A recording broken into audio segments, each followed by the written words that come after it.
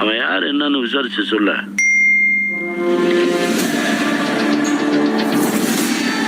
தொட்டுலையே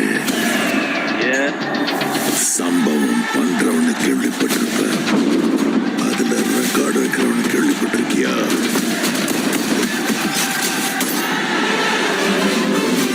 அதான் தளபதி. தொட்டு slice போட்டுவாப்ல.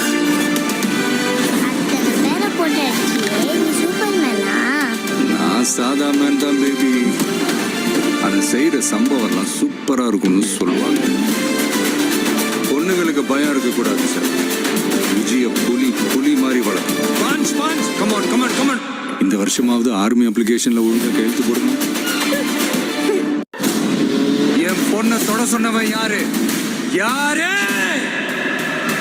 Come, let's play a game. இன்னிலிருந்து 30வது நாள் இந்தியா என் காலடியில வந்து விழும். என்ன பிளான்? ஓஎம். எனக்கு இந்த ஆர்மெல்லாம் வேண்டாம்.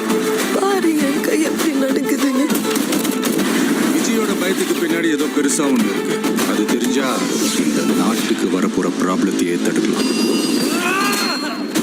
மக்களுக்கு நல்லது பண்ற நீதிக்குள்ள வராது. உன்னை காப்பாத்திக்கிட்டு ஓடி போயிட.